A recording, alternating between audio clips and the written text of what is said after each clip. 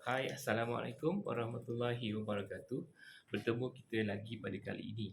Okey, seperti yang saya pernah katakan dalam video sebelum ini, dalam video pada kali ini saya ingin berkongsi tentang pengalaman saya semasa mengajar di sekolah kerajaan. Okey, um, pada tahun 1999, saya mula mengajar di Sekolah Menengah Kebangsaan Majidi Baru, Johor Bahru. Masa tu saya baru je grad dari UM dan dapat tawaran terus mengajar di Sekolah Menengah Kebangsaan Majidi Baru. Pada masa itu saya mengajar Bahasa Melayu tingkatan 4 dan tingkatan 5. Okey, saya saya nak ceritakan tentang saya ingin nak berkongsi tentang apakah jawatan-jawatan yang pernah saya sandang selama mengajar di sekolah tersebut, iaitu kira-kira 4 tahun macam tu kat sekolah itu. Okey, disebabkan kepakaran saya ialah dalam bidang bahasa. Jadi dan saya mengajar pun mengajar subjek Bahasa Melayu tingkatan 4 dan tingkatan 5. Jadi saya gunakan kemahiran yang saya ada ini untuk mencabar diri saya lagi. Okey, maksudnya saya bukan saja sekadar guru Bahasa Melayu, tetapi saya juga mengambil menyahut cabaran untuk memikul beberapa tanggungjawab dan komitmen yang lain, okey, yang diperlukan oleh pihak sekolah. Okey, selama pengalaman saya mengajar dalam 3-4 tahun di sekolah menengah tersebut, saya ialah seorang ketua panitia subjek dan tugas memang banyaklah, memang beratlah sebab kita sebagai ketua kepada ketua bidang bahasa, memang tanggungjawab sangat besar pada masa itu. Dan saya juga dalam masa yang sama menyandang jawatan sebagai ketua panitia pendidikan moral. Jadi bayangkan, uh, PPD akan hantar kita mesyuarat dekat sana sini, dan saya akan berdua panitia dalam satu masa, dan saya kena buat in-house training, okey, training kepada guru-guru pendidikan moral, berikan training kepada in-house training kepada guru-guru Bahasa Melayu. Jadi satu tugas yang besar, berat, tapi pada saya menyeronokkan sebab saya suka bidang saya. Saya suka Bahasa Melayu yang merupakan uh, minat saya sejak kecil. Okey, dan dalam masa yang sama juga, walaupun saya ketua panitia Bahasa Melayu, saya juga memegang jawatan sebagai juruacara majlis tetap untuk semua majlis sepanjang tahun di sekolah tersebut. Bayangkan kalau satu tahun tu ada majlis hari raya, majlis tahun baru Cina, sambutan tahun baru Cina, sambutan hari raya Deepavali, hari kurikulum, hari kantin, hari kecemerlangan, uh, berbagailah aktiviti-aktiviti tahunan sekolah. Memang saya lah yang menjadi orang kata orang kuat yang nak buat semua kerja, walaupun bukan kepakaran saya, tapi saya nak cuba buat benda tu. Jadi kepada guru-guru muda yang lain, sebenarnya saya rasa ramai juga seperti saya dulu. Kalau kita masih muda, kalau kita masih baru menjadi guru, kita akan rajin buat macam-macam kerja dekat sekolah tu. Dan saya juga ialah pelukis mural bangunan sekolah. Dan sekolah saya pun, kalau saya akan kongsikan lagi dengan sekolah yang saya pernah mengajar, iaitu di sekolah 10B International School.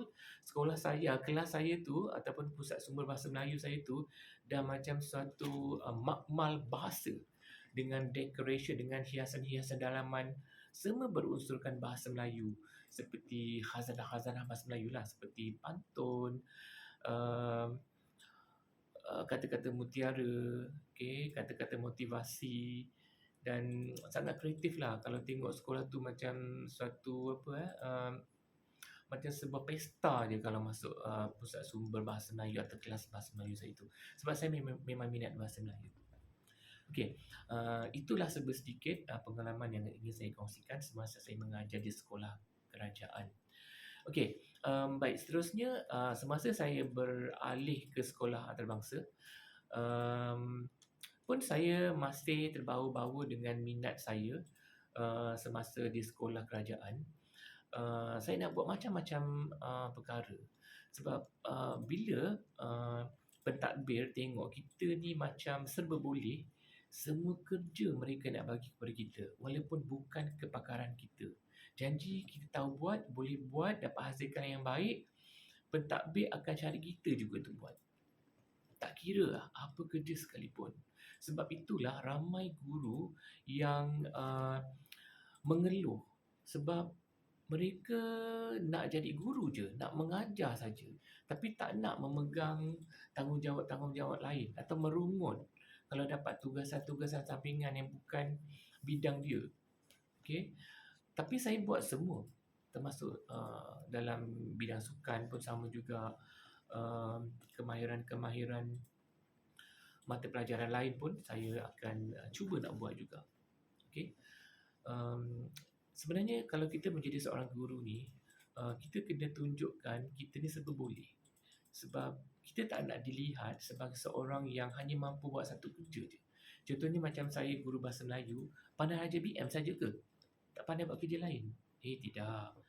Bagilah apa saja pun kerja dekat sekolah, pasti kita akan boleh buat. Dan lakukan dengan terbaik. Berikan sepenuh komitmen terhadap tugasan tanggungjawab yang diberikan. Sebab daripada situ pentadbir akan lihat kita serba boleh. Bila serba boleh, sudah pasti kita akan mudah dinaikkan pangkat ataupun diberikan jawatan yang lebih baik, dan kita akan mudah menjadi senioriti kita akan lebih cepat. Okey, sebenarnya bukan dalam industri pendidikan saja, bukan kat sekolah saja. Dalam company-company lain pun sebenarnya kita perlu menonjolkan diri kita, menjual diri kita, menjual kebolehan, bakat, kemahiran yang kita ada supaya majikan kita dapat melihat diri kita ni serba boleh. Bukanlah diri kita ni boleh buat satu kerja saja. Okey, itu sedikit pengalaman yang ingin saya kongsikan. Okey, berbalik kepada kisah saya semasa saya masuk ke sekolah antarabangsa. Okey, dekat sekolah ni sebenarnya tugasnya boleh dikatakan kurang berat sedikitlah jika dibandingkan dengan sekolah kerajaan. Sebabnya ialah di sekolah antarabangsa banyak kemudahan-kemudahan yang disediakan yang dapat meringankan beban guru. Contohnya kalau macam saya dekat sekolah antarabangsa saya yang lepas, satu kelas, satu guru, ada guru pembantu. So maksudnya kalau kita mengajar apa subjek sekalipun, kita ada assistant teacher dalam kelas tu. So maksudnya satu kelas ada 2 orang guru. Satu guru sebenar, guru mata pelajaran, dan seorang lagi guru pembantu kita. So guru pembantu kita ni macam PA kita lah, PA dekat sekolah, PA bagi mata pelajaran kita atau PA bagi kelas kita. Okey, guru ini sebenarnya sangat-sangat membantu meringankan beban kita sebagai seorang guru apabila kita mengajar di sekolah antarabangsa. Okey, sebenarnya guru pembantu ni tak ada kat sekolah kerajaan. Masa saya mengajar dululah, tapi sekarang saya tak pastilah sekolah kerajaan dah provide assistant teacher ke. Saya tak pastilah. Kalau ada tu, syabas dan tahniah lah diucapkan, dapat meringankan beban kerja guru. Okey, tapi yang menyeronokkan mengajar di sekolah antarabangsa seperti yang saya katakan tadi, itulah kita mengajar bersama dengan guru pembantu kita. So kalau kita, okey, contohnya kalau kita MC, kita sakit, guru pembantu kita itulah yang akan handle kelas kita. So guru ni mesti pandai, bukan pandai mengajar sebab mereka tak ada kemahiran mengajar seperti kita. Boleh mengajar tapi macam bagi latihan atau bagi instruction, arahan kecil-kecil tu boleh. Tapi untuk sampaikan ilmu yang lebih dalam, yang lebih detail, yang lebih terperinci, yang lebih bersifat ilmiah, intelek yang tinggi, guru-guru ni memang tak diberi kuasa lah untuk mengajar. Cuma membantu guru mengajar atau membantu kelas punya perjalanan kelas pada hari-hari tersebut. Hari-hari tertentu lah. Contohnya hari kita ajar BM ataupun hari-hari yang kita tak ajar BM pun mereka akan bantu kita dekat bilik guru. Mereka akan tolong, mereka diberi kuasa juga untuk menyemak buku. Tapi kita kena pastikan yang mereka semak untuk menandakan jawapan-jawapan ataupun jawapan-jawapan soalan objektif saja. Bukanlah menyemak karangan esei, membetulkan tata bahasa, membetulkan karangan, tidak. Okay, mereka membantu kita setakat yang mereka mampu buat saja. Okay, itulah kelebihan yang saya dapat semasa mengajar di sekolah antarabangsa. Kita ada asisten kita sebelah kita. Okay, ke mana saja dia ikut kita lah, bantu kita.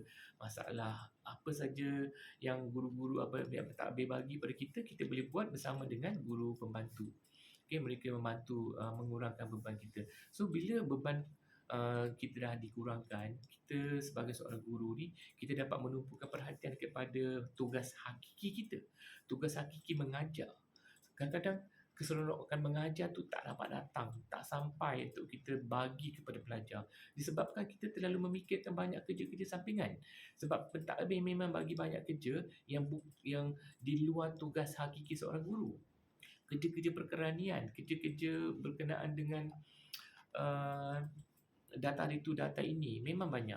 So dengan adanya guru pembantu seperti di sekolah antarabangsa, pastilah menyeronokkan guru-guru untuk mengajar sebab beban tugas guru semakin dapat dikurangkan. Okay, itu sedikit pengalaman saya semasa saya mengajar di sekolah kerajaan dan juga sekolah antarabangsa. Tapi pada saya di sekolah kerajaan saya ada satu budaya. Saya dapat belajar satu budaya menjadi seorang guru kerajaan. Sangat-sangat berbeza dengan budaya mengajar ataupun menjadi guru di sekolah antarabangsa. Perbezaan budaya ni sebenarnya bukanlah saya nak perbandingkan, tapi saya cuma mengambil yang positif. Saya membandingkan kebaikan-kebaikan yang ada di apabila kita menjadi guru di sekolah kerajaan dan apabila kita menjadi guru di sekolah antarabangsa. Okay, so daripada pengalaman-pengalaman itulah kita ambil yang baik, ambil yang positif, kita majukan diri kita, tingkatkan kemahiran dan keupayaan diri kita, hasilkan sesuatu yang terbaik yang boleh kita kongsikan dengan orang lain. Maksudnya bukanlah ilmu, pengetahuan, pengalaman, kemahiran yang kita ada selama kita mengajar di sekolah kerajaan dan sekolah antarabangsa, kita simpan sendiri, senyap-senyap, tak. Kita hasilkan sesuatu, kita bagi manfaat kepada lebih ramai orang. Manfaat dalam bidang kita, dalam bidang industri kita, kepada guru-guru, kepada para pelajar dan pihak sekolah.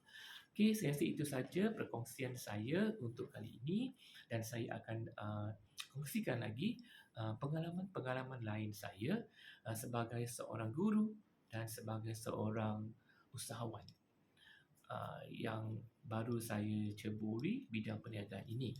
Okey, nantikan video-video saya yang akan datang. Sekian, terima kasih. Assalamualaikum warahmatullahi wabarakatuh.